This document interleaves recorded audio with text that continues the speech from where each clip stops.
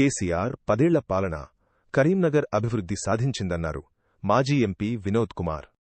కరీంనగర్ ఎంపీగా బండి సంజయ్ గెలిచి అభివృద్ధి చేశానని ఆర్భాటానికి పోతున్నారే తప్ప 7 ఏళ్లలో 7 రూపాయల పని చేయలేదని విమర్శించారు.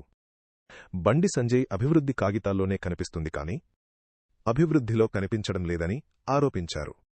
గెలిచి కేంద్ర మంత్రి అయిన బండి సంజయ్ బీజేపీ పార్టీకి రాష్ట్రంలో అధికారంలో ఉన్న కాంగ్రెస్ పార్టీలకు అభివృద్ధి చేయనప్పుడు ఎందుకు ఓటు వేయాలని ప్రశ్నించారు. 2.5 ఏళ్ల రాబోయేది కేసీఆర్ సర్కారని, బీజేపీ కాంగ్రెస్ మాటలు నమ్మి ప్రజలు మోసపోవద్దని కోరారు. బీఆర్ఎస్ అభ్యర్థులను గెలిపించాలని వినోద్ కుమార్ ప్రచారం చేశారు. మన ఆడోళ్లకు నాకు అక్క చెల్లెలున్నారు, బంధువులున్నారు, ప్రతి కుటుంబంలో ఉంటారు. మీకు అందరికీ తెలుసు బంగారం పైన ఆడోళ్ళకి ఎంత మక్కువ అని. ఓ 10 లక్షల రూపాయలు ఈ చేతిలో పెట్టుకుని తులం బంగారం ఈ చేతిలో పెట్టుకుంటే దేన్ని ముట్టుకుంటారు? బంగారాన్ని ముట్టుకుంటారు. 10 లక్షలకి 7-8 తులాలు వచ్చినా ముట్టుకోరు, అవి కాగితాలే అనుకుంటారు. రేవంత్ రెడ్డి గదాని మీద కొట్టిండు మన ఆడోళ్ళని. నీకు తులం బంగారం ఇచ్చా అనేసరికి కొంతమంది ఆడోళ్లు అటు గుద్దేసరికి చేయి గుర్తి గెలిచింది రేవంత్ రెడ్డి. మన నెత్తి మీద ఇప్పుడు కుంపటైపోయాడు. ఏం చూస్తాడు? పేపర్లు టీవీలు చూస్తారు కదా, ఏమంటాడు? నా మీద ఎవరైనా మాట్లాడితే కళ్ళు గుడ్లు బీక్తా అంటాడు. గుడ్లు బీకి గోళీలు ఆడతాడు.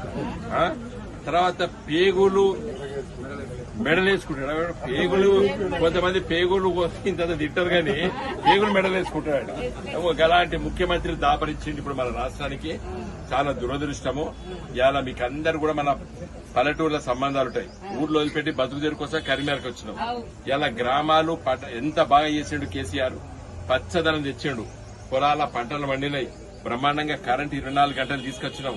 రైతుల గోస ఇవాళ రేవంత్ రెడ్డికి తగులుతుంది. వచ్చేది మన ప్రభుత్వమే. కాబట్టి దయచేసి మీరు రేణుకను మంచి మేయర్తో గెలిపింది.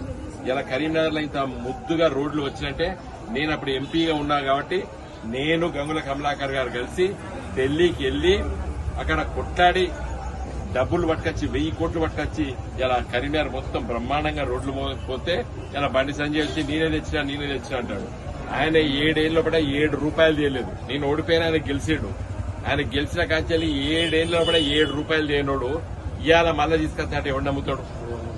ఎట్లా నమ్ముతాం మనం? కాబట్టి దయచేసి ఈ గులాబీ జెండాకే మీరు ఓటేయాలి. ఈ కాషాయ జెండా అంటాడు, పువ్వు గుర్తు అంటాడు, అది మోడీ గాడుపుల గెలిచిండు మన బండి సంజయ్. ఇవాళ కాగిత పూలైపోయాడు. నిజం పూలైనా మంచుకోండు, కాగిత పూలేండు. గట్టిగా గర్జించి ఢిల్లీలో కొట్లాడి ఇవాళ ఒక 200-300 కోట్లు పట్టుకొచ్చి కరీంనగర్ అభివృద్ధి చేయాలి. ఇలా కరీంనగర్ ఒక మంచి 888 పట్టుకొస్తే మనకి ఇలాంటి పిల్లలు బ్రహ్మాండంగా చదువుకుంటారు. ఏమీ చేయక 7 ఏళ్ల లోపల మనం అధ్వానంగా తీసుకొచ్చింది ఇవాళ BJP MP Bandi Sanjay. Congress party ముఖ్యమంత్రి రేవంత్ రెడ్డి ఇవాళ ఎన్నో హామీలు ఇచ్చిండు. నేను హామీలు మొత్తం చదివితే తెల్లారుతుంది. 6 గ్యారెంటీలు అన్నాడు, ఇదన్నాడు, ఈ ఆడపిల్లలకి స్కూటీలు కొనిస్తా అన్నాడు. తర్వాత ప్రతి ఆడబిడ్డకి 2500 అన్నాడు. మన ముసలోళ్ళకి 4000 పెన్షన్ అన్నాడు. ఒక్కటి చేయలేదు, ఒక రైతు బంధు ఆపిండు. ఎవరైనా చచ్చిపోతే రైతుకి మన 5 లక్షల రూపాయలు రైతు బీమా ఇచ్చేది, ఇలా అది కూడా పోయింది. కాబట్టి దయచేసి మనకు చుట్టాలు పక్కల గ్రామాలలో ఉన్నారు, వాళ్ళు తిరగబడుతున్నారు. మీరు కూడా తిరగబడాలి. అటు కాంగ్రెస్ కి బీజేపీకి ఓటు వేయకుండా మన కొట్టాడే పార్టీ ఏది? గులాబీ జెండా. మేము 20 ఏళ్ల కింద తెలంగాణ తెస్తామంటే అందరు నవ్విండ్రు. వస్తుందా తెలంగాణ అన్నారు. కొట్లాడినాము, తెలంగాణ తెచ్చి చూపించినాం. తెలంగాణ మీద గొప్పగా అభివృద్ధి చేసి చూపించాడు కేసీఆర్ గారు నాయకత్వాన, నేను గంగుల కమలాకర్ గారు.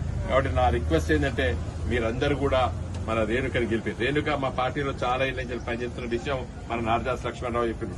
ఆమెకు కేటీఆర్, హరీష్, నేను, గంగుల కమలాకర్, నారదాస్ లక్ష్మణరావు మీకు అందరూ పరిచయం.